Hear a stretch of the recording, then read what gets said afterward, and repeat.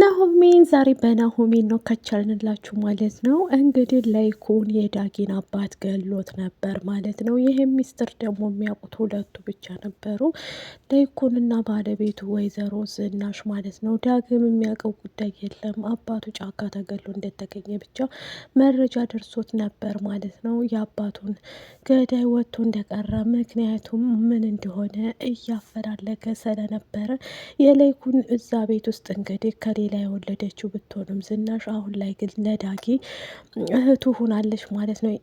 ኤሚ ባስመረመረችው የላሙና ውጤት ከመጣ በኋላ የዛ ቤት አባል ሆኖ እንደዚሁም ደግሞ ናሆም ወንድማቸው እንዳልሆነ ወርቆ የተገኘ ልጅ እንደነበረ አሳድገው ስለነበር እሱን ስታይ እንደ ወንድም ሆኖ አብረው ያደጉት ኤሚ ጋ ቢሆንም ኤሚ የምታውቀው ታሪክ ስላልነበር ስታስመረምር ግን ዳጊን እንዴት አመኝ እቀበላለሁ እያለች ያለ ውድ በግዷ ተቀብላለች ማለት ነው። ሰላም ጤና ይስጥልኝ ውድ ቤተሰቦቼ፣ ዛሬ ይዤላችሁ የመጣሁት ናሆሜን ነው። አምራን እንግዲህ ናሆምን ከካደችው በኋላ ለገንዘብ እዛ ቤት ውስጥ እንደገባች ወይዘሮ ዝናሽንም እያስፈራራች እንደነበረ ትልቅ ምስጢር ይዛባት እንደነበር ዳጊ እንግዲህ የዛ ቤት አባል ከሆነ በኋላ ናሆምና ኤሚ አምነው ተቀብለዋል ማለት ነው።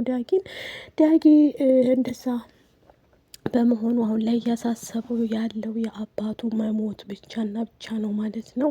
የሚያውቀው ታሪክ የለም፣ እንዴት ሊሞት ቻለ እያለ ማለት ነው። አሁን ላይ ግን ላይኩን በጣም መልካም ሰውና ጥሩ ሰው ስለነበረ ይሄ አይገባውም ነበረ።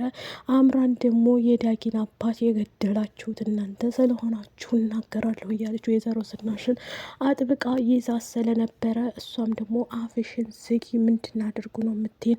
አምራን እንግዲህ አልፈልግሽም ብሎ ያን ሁሉ ከነገረችው በኋላ አባሯት የገዛላትን ጫማ ሳይቀረው መኪና ሳይቀረው ንጥቅጥቅ አድርጎ ለናሆሜን ሰጥቷታል። ናሆም እንግዲህ አብረው ተጣምረዋል ማለት ነው። ይህም ደግሞ የላይኩን ምኞቱ ነበረ። አሁን ላይ ምንድን ነው ችግሩ? እንግዲህ አምራን ከተወ በኋላ ናሆሜንም በፊትም ያው የናሆሜን ነበረ እና ያንን በማስመልከት ደስ ብሏቸው ናሆሜንን አምነው ተቀብለዋል። የጓደኛው የተሰማ ልጅ ብትሆንም ተሰማ ለላይኩን በጣም ቤስት ጓደኛው ስለነበር ልጅህን ለልጄ በማለት ከዚህም በፊት ያው አለመስማማት ስለነበር አሁን ላይ ግን ተስማምተው በፍቅር ጡዘዋል። ናሆሜንና ናሆም ማለት ነው። ችግሩ ምንድን ነው? ዳጊ ናሆሜንን እኔ መወድሻለሁ ከበፊት ካየሁሽ ጀምሬ እንዴት እኔን ያን ሁሉ አድርጎሽ እኔን ትተሽ ወደ እሱ ትሄጃለሽ? እኔ እያፈቀርኩሽ እኮ ነበር እያለ ዳጊ እያለቃቀሰ ነው ማለት ነው። በጣም ከባድ ችግር ናሆሜንን ለናሆም ልድሩት ነው ወይ እያለ እናቱ ወይዘሮ ዝናሽንና አባቱን ደግሞ ያው አባትያውን ቢሆንም ላይኩን እንደዛ እየጠየቃቸው ነበር ማለት ነው። አሁን ላይ አንተና እኔን የሚያገናኘን እኔ እናንተ ምንም አይነት ግንኙነት የለንም። በፊት የተቀራረብ ነው ስራና ስራ ብቻ ነው እንጂ ድሮም እኔ አላቀርብም ዳጊ። ስለዚህ የእኛም መከታተል ትለህ ስራ ህይወትህን ኑር፣ ህይወቴን እየኖርኩ ነው፣ አትረብሸኝ፣ በመሀላችን ገብተህ ብላ እንግዲህ ተናዷል ማለት ነው።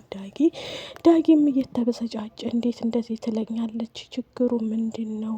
በዚህ ሰዓት ላይ ምን ተፈጥሮ ነው እያለ ግራ ገብቶታል ማለት ነው። ዳጊ በነገራችን ላይ የዛ ቤት አባልም ቢሆንም አንደኛው አክሱም ለሱ ሊሰጠው እንዴ ነበረ እናውቃለን ማለት ነው።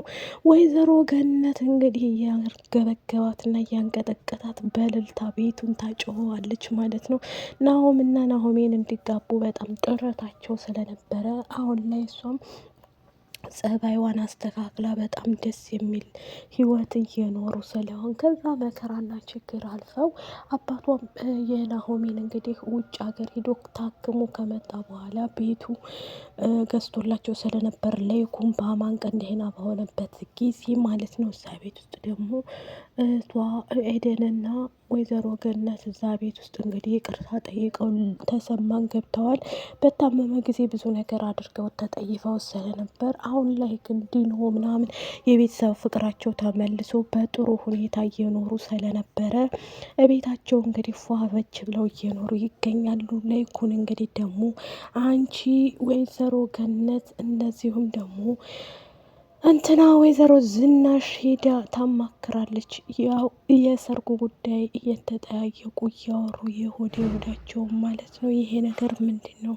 ምን ማድረግ ነው ያለብን እያለች ነበር ማለት ነው። ወይዘሮ ዝናሽም ደግሞ ምንም ችግር የለም ይሄን ሁሉ ለእኔ ተይው እኔ ራሴ አስተካክለዋለሁ እያለቻት፣ እሺ በቃ ምክንያቱም የሰርጉ ነገር በጣም እያሳሰበኝ። ቆይ ስለ ድግስ አወራችሁ ልበልትልና ናሆሜን አባቷ ተቀመጠበት ትሄድና ትጠይቀዋለች። ተሰማን አሁ ልጄ እንዲ እኔ የምፈልገው ቀለል ያለ ሰርግ ነው። በእርግጥ ናሆም የሚፈልገው በጣም ከባድ ድግስ ነው። ግን እኔ እና እሱ አንድ አይደለንም፣ እኩል አይደለንም። እሱ በጣም የሀብታም ነኝ፣ እኔ ደግሞ ዝቅ ያልኩ ስለሆንኩ እንደ አቅሜ ደግሳለሁ ብላ ትላለች።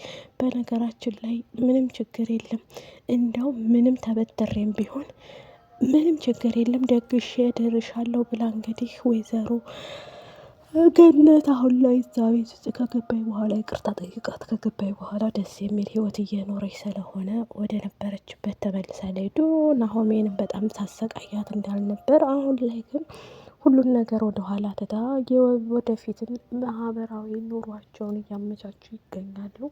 ናሆሜን እንግዲህ ልታገባ ነው። ዳጊ እያበደ ነው። እኔ ቁሜ ነው ሙቼ ናሆም የሚያገባሽ ብሎ እንግዲህ ዳጊ በጣም ተናዷል ማለት ነው። ኤሚና ኤርሚ እንግዲህ በፊት ላይ ናሆምን ይወዳት ናሆሜን እንወዳን ነበር ማለት ነው።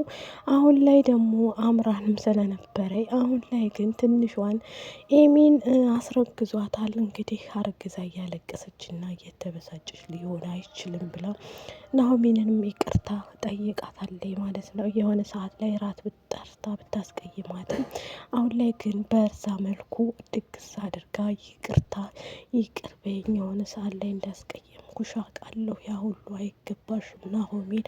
ስለዚህ የኔና አንቺ ጉዳይ እዝጋ ያበቃና የወደፊትን እንቀጥላለን ብላ ስላለቻት አሁን ግን ደስ የሚል ህይወታቸውን እየኖሩ ይገኛሉ ማለት ነው። ኤሚ በጣም እያለቀሰች እየተበሳጨች ምን ማድረግ አለብኝ አንዴ ይሆኗል፣ ስለዚህ ምንም ማድረግ አችም የወደፊትሽን አስቢ እያለች ትላታለች ማለት ነው። ወይዘሮ ዝናሽም ደግሞ እንግዲህ አምራንን ከዛ ቤት መነቃቅረው አስወጥተዋት ለይኩን አግቷት ስለነበር መክሮ ዘክሮ አንድ ነገር ባይብሽ እመኝኝ እገልሻለሁ ግንባርሽን ብዬ ብሎ እንግዲህ ካስፈራራት በኋላ ከዛ ቤት ውስጥ ወጥታ ከታሰረችበት ፈቷት። ኤሚ ጋ ነው ያው ስሮ የምትሄደው ማለት ነው። ኤርሚ ያው እያንዳንዱ ነገር እንትን ይላታል ማለት ነው፣ ሰፖርት ያደርጋታል። ምክንያቱም ከእሱ ጋር ተስማምታ ነው ያለችው ማለት ነው። ማንም ሰው የላትም። እሱ ደግሞ እንደዛ ካላደረገችለት ደግሞ እንደሚገላት ይሄን ሁላችንም እናውቃለን። ማስረጃ ቪዲዮውን አጥፋው አላጥፋውም እያለች ከዚህ በፊትም ጠይቀው ነበር ኤርሚ። በነገራችን ላይ ሴቶች ጋር ቢተኛም ቢያድርም ቪዲዮ ይይዝባቸውና በቪዲዮ ነው የሚያስፈራራቸው የሚለቅባቸው ማለት ነው። አሁን በስተመጨረሻ ደግሞ እሷ እያበደች ነው እየተበሳጨች እንዴት እንዲህ ያደርገኛል ብላ ተናዳለች ማለት ነው። ሴት ተነሳ እንግዲህ ተናዳ ነው ያለችው ማለት ነው። በመጀመሪያም ደግሞ አምራን አሁን ላይ ምንም ነገር የላትም እንዳለ ነጥቅጥቅ አድርጓታል ማለት ነው። እርጉዝ ነኝም ብላ ከዚህ በፊት ልጇ የወረደው የናሆም ልጅ ነው ሲባል ግን ውሸቷን እያስመሰለ ስለነበር እሱን ደርሶበት አሁን ከቤት አባሮ ናሆሜን ጋር ተጣምረዋል። የሰርጉ ጉዳይ እንግዲህ መቼም ቤቱን አስይዘን እንድራለን አትይም አይደል ይላታል ተሰማ ማለት ነው ገነትን። እሷም ደግሞ በፍጹም እንደዛማ ቢሆንስ ለናሆሜን ያልተሆነ ለማን ሆነ? በነገራችን ላይ ለጌሹና ለአንዳንድ ነገር ብላ አያቴ ትመጣለች እዚህ፣ ስለዚህ እንዳታስቢ ብላ ትላታለች ማለት ነው። ወይዘሮ ገነት በልልታ እሰይ ጥሩ ነገር ገለገልሽኝ፣ እኔም የሰራሁበት እቁብ የገባሁበት ስላለ እሱን እሰጥሻለሁ ትላታለች ማለት ነው። ናሆሜን እንጀራ እናቷ ብትሆንም አባቷ ጋር ተሰማ በጣም የሚወዳትና የሚያከብራት ልጁ ናት ማለት ነው።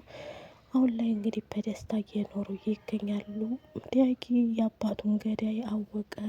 ተሰማን እንግዲህ እንደዚሁም ደግሞ አቶ ለይኩንን አንቆ አንገቱን እንዴት የአባት ገዳይ እኔ ነኝ አባቴ አትበል አክሱም ሰጠሁ ምን ትፈልጋለህ ብሎ ሲለው እኮ አባቴ የጠፋውና የራሱ ጉዳይ የአባት መጥፋት እርሳው በቃ ስላለው ችግር አለ እንዲ አቶ ለይኩን በማለት ለይኩን እንግዲህ የአባቱ ገዳይ እንደነበረ ይነግረዋል ዳጊ። ዳጊም አንገቱን አንቆ እንዴት እንደዚህ ታደርገኛለህ ብሎ ይለዋል ማለት ነው። ባይ ባይ፣ ወዳቸዋል።